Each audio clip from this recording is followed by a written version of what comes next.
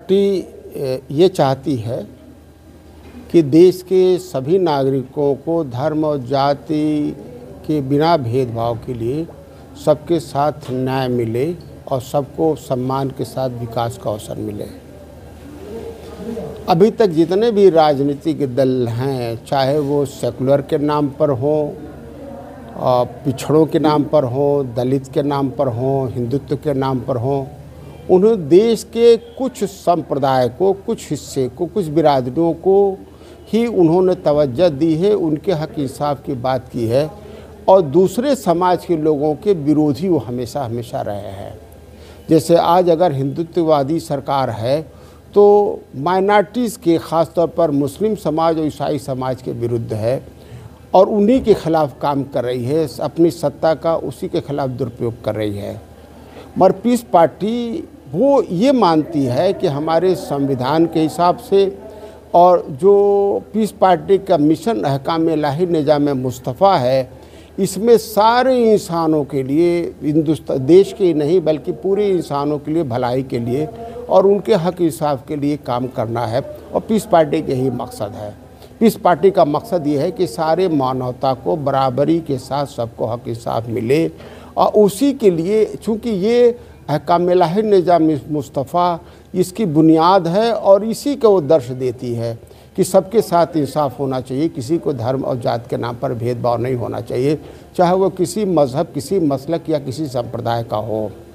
और यही इसीलिए पीस पार्टी ने अपने स्थापना दिवस पर इसी को मुद्दे को रखा है और उलमा कराम चूँकि अहकाम इलाही निज़ाम मुस्तफ़ा के जानने वाले हैं, इसका प्रचार प्रसार करने वाले हैं, इसके ज्ञाता हैं, इसीलिए उन्हीं के नाम पर ये कॉन्फ्रेंस रखा जाता है ताकि इस पर हम विचार विमर्श कर सकें और सभी को न्याय दिलाने का एक बेहतरीन रास्ता हम ढूंढ सकें और उसी के लिए हम लोगों ने आज ये रखा है। और चूँकि यहाँ बाई इलेक्शन होना है, ये हमारा क्षेत्र है, तो उसी में हमारी तैयारी इस लोकसभा की भी हो जाए, बाई इलेक्शन की हो जाए, इसलिए हर साल ये लखनऊ में होता है और इस साल इसी वजह से हम लोगों ने यहाँ गैसड़ी विधानसभा में सरकारें रही हैं और 4 बार बसपा सरकार में रही है, 7 बार कांग्रेस सरकार में उत्तर प्रदेश में रही है, 4 बार समाजवादी पार्टी सरकार में रही है, पर वो अस्तित्व विहीन हो गई हैं।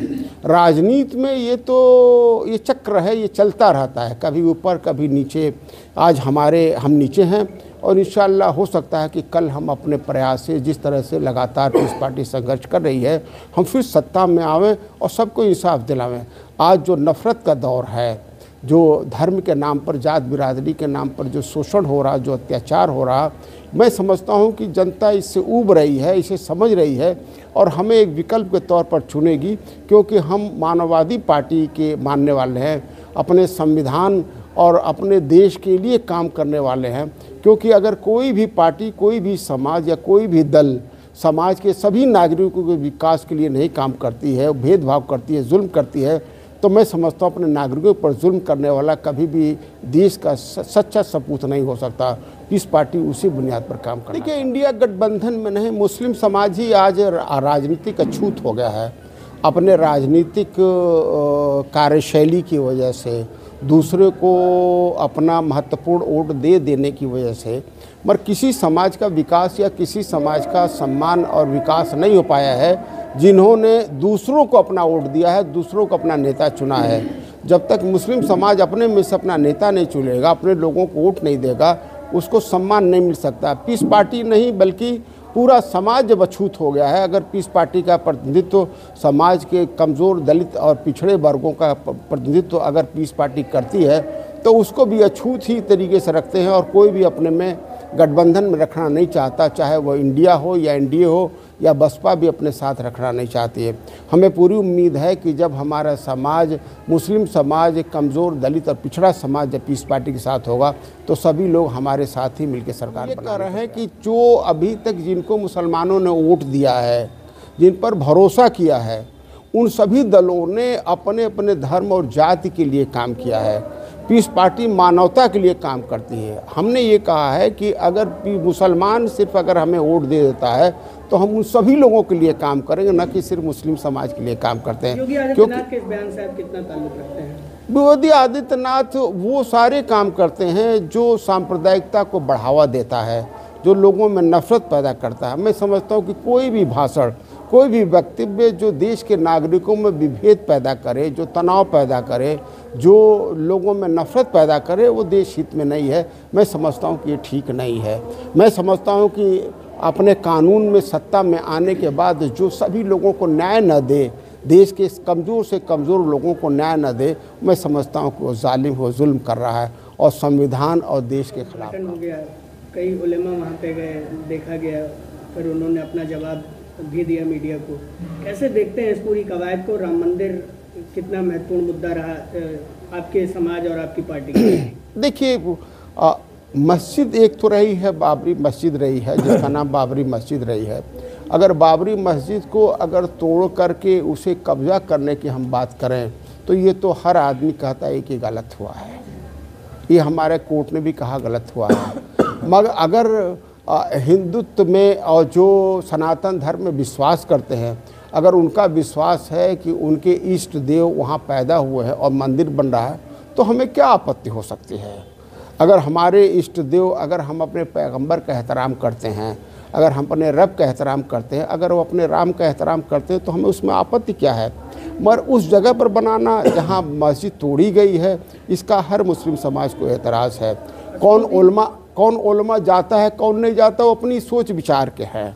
लोग तो धर्म बदलते रह रहे हैं। यहाँ तो लोगों ने पहले बुद्धिज्म धर्म अपनाया, फिर हिंदुत्व धर्म अपनाया, पहले कोई धर्म नहीं था, फिर मुस्लिम धर्म अपनाया, इस्लाम धर्म अपनाया, फिर ईसाई धर्म बना। तो इस धर्म तो आस्था लोगों की बदलती रहती है। तो इसमें आस्था की अपनी अपनी बात है। कौन उलमा गए, उनकी आस्था क्या है, वो किस लिए गए, वो तो वही जवाब दे सकते, उसका जवाब नहीं देंगे। कितनी सीटों पर? अब ये बता पाना तो भी मुश्किल है, मगर मैं ये मानता हूँ कि पीस पार्टी की अहमियत और पीस पार्टी की सियासी हैसियत इस लोकसभा चुनाव के बाद लोगों को पता चलेगा।